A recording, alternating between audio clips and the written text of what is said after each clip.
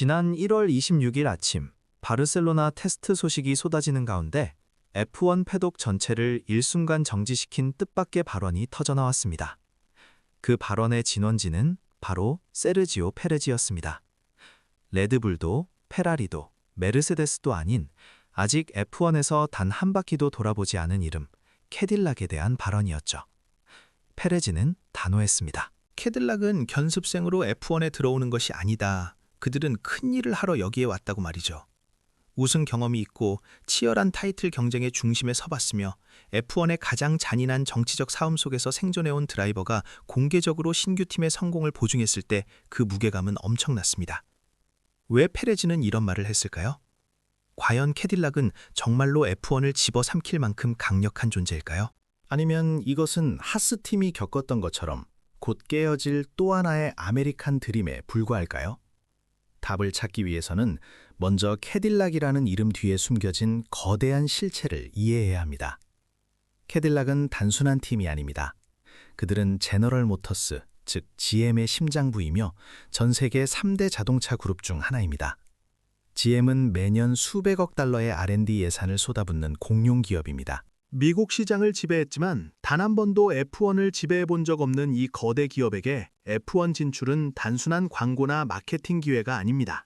이는 전략적인 침략입니다.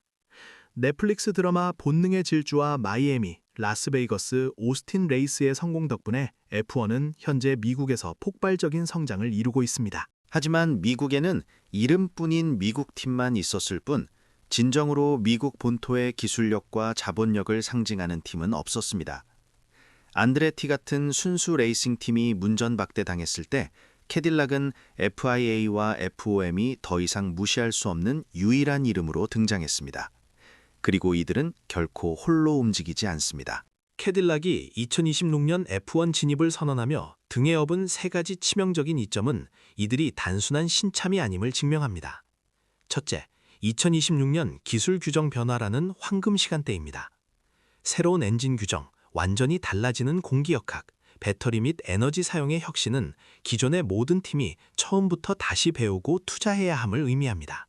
다시 말해 신참에게 주어지는 엄청난 핸디캡이 일시적으로 사라지는 재설정 시점인 것입니다. 둘째, 그들의 기술 협력 모델은 초보자와는 거리가 멉니다. 캐딜락은 모든 것을 자체적으로 만들려고 고집하는 대신 빠르게 배우고 제대로 된 것을 사고 점진적으로 발전시키는 효율적인 모델을 따르고 있습니다. 이는 엄청난 자본을 활용하여 필요한 인재와 기술을 외부에서 빠르게 수혈하겠다는 전략입니다. 셋째, 바로 돈, 압도적인 자금력입니다. 캐딜락은 F1에서 생존을 목표로 하지 않습니다. 그들은 지배를 목표로 합니다. 이는 단순히 버티는 데 급급했던 하스팀과는 근본적으로 다릅니다.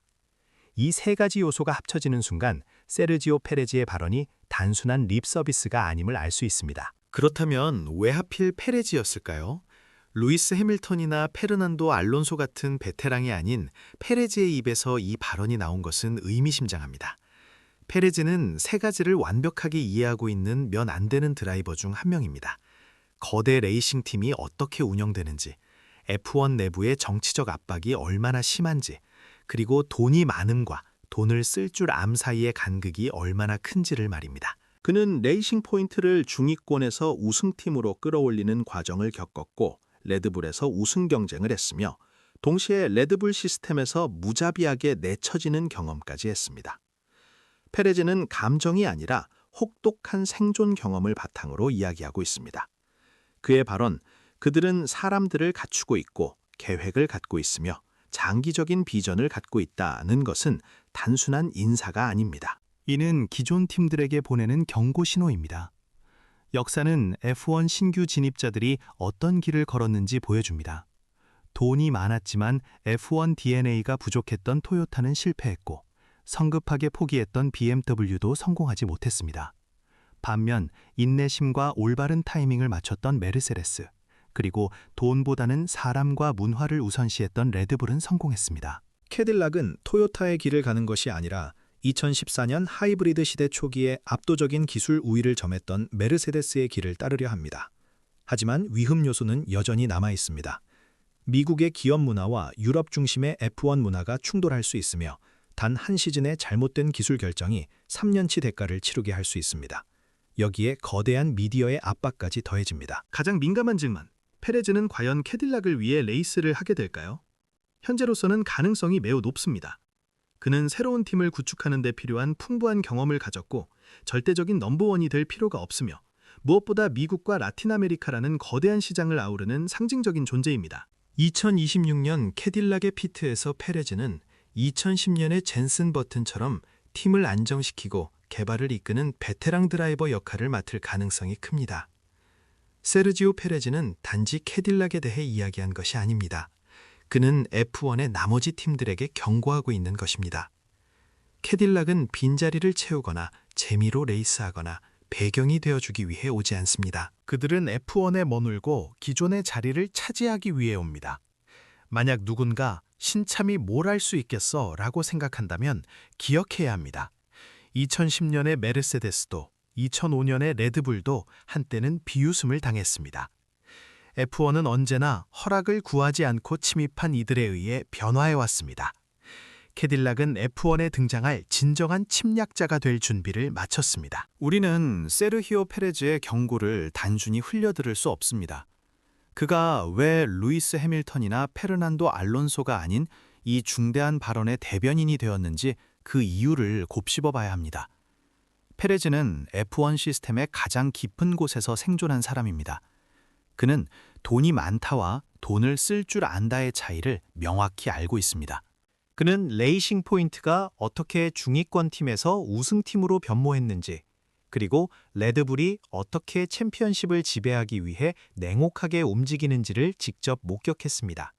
즉, 페레즈는 캐딜락이 단순히 돈을 부어서 빠르게 망하는 토요타나 BMW의 길을 걷고 있는지, 아니면 메르세데스가 2014년 규정 변화를 기회 삼아 구축했던 절대 강자의 모델을 따라가고 있는지를 구분할 줄 아는 통찰력을 가졌습니다. 그의 입에서 나온 그들은 학습하기 위해 온 것이 아닙니다. 그들은 큰 일을 하러 왔습니다. 라는 말은 단순한 립서비스가 아니라 F1이라는 정글에서 살아나온 한 생존자의 경험에서 우러나온 현실적인 경고인 것입니다.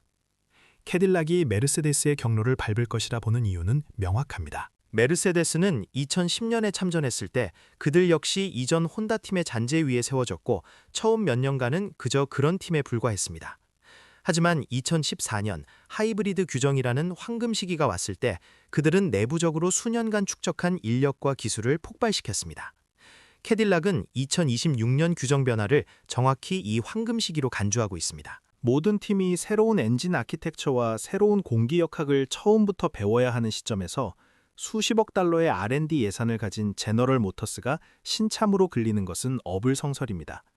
그들은 수년간 F1 진입을 준비하며 이미 사야 할 것과 개발해야 할 것의 목록을 완성했을 것이며 그들의 엔지니어링 벤치마크는 미드필더가 아니라 항상 선두권 팀이었을 것입니다. 토요타가 실패했던 이유는 F1 문화에 대한 이해 부족과 성급한 의사결정 때문이었습니다. 그들은 돈은 많았지만 F1의 DNA가 부족했습니다.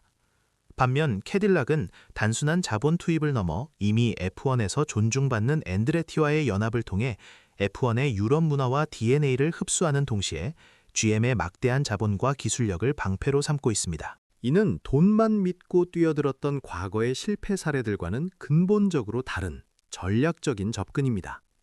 F1은 현재 역사상 가장 큰 문화적 변화를 겪고 있습니다.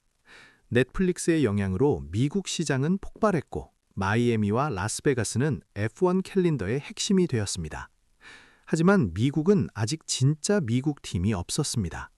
하스는 그저 유럽에 기반을 둔 명목상의 미국 팀이었고 앤드레티는 계속 문전박대를 당했습니다. 캐딜락은 바로 이 갈증을 해소할 유일한 주체입니다. 그들의 등장은 단순한 팀 추가가 아니라 F1 지배 구조에 대한 미국의 전략적 침투입니다. 그들은 미국 드림이라는 낭만적인 구호 뒤에 숨어 있지만 그들의 목표는 지배, 바로 도미넌스입니다. 페레즈는 이 모든 그림을 보았습니다. 그는 멕시코 출신이지만 F1 내부 권력 역학에 대한 이해도가 그 누구보다도 높습니다. 그는 F1이 어떻게 새로운 강자를 배척하려 했는지, 그리고 그 강자들이 어떻게 규정을 역이용해 기존 질서를 파괴했는지를 생생하게 기억합니다. 그의 경고는 이렇습니다. 지금 당장 그들을 무시하고 그저 신참으로 치부한다면 2026년에 당신의 자리가 없어질 수 있다. F1은 역동적인 스포츠이며 역사는 늘 새로운 강자의 등장을 환영했지만 기존 강자들은 결코 그들을 환영하지 않았습니다. 페라리, 레드불, 메르세데스 모두 지금 당장은 캐딜락의 도전을 의례적인 미소로 맞이할지 모르지만 그 미소 뒤에는 엄청난 긴장감이 숨겨져 있습니다. 캐딜락이 단순한 신참이 아님을 증명하는 데는 그리 오랜 시간이 걸리지 않을 것입니다. 그들의 첫 번째 테스트 세션, 첫 번째 레이스 주말, 그리고 첫 번째 포디움이 나올 때마다 우리는 세르히오 페레즈의 말이 단순한 예측이나 추측이 아니라 이미 정해진 미래에 대한 선포였음을 깨닫게 될 것입니다. 캐딜락은 F1에 등장할 진정한 침략자가 될 준비를 마쳤습니다. 그리고 이 침략자는 학습하러 오지 않았습니다. 그들은 이 무대를 완전히 점령하러 오는 것입니다. F1의 역사는 이들에게 얼마나 많은 시간을 허락할까요? 아마도 생각보다 훨씬 적은 시간이 주어질 것이며 이는 경쟁자들에게는 가장 치명적인 위협이 될 것입니다.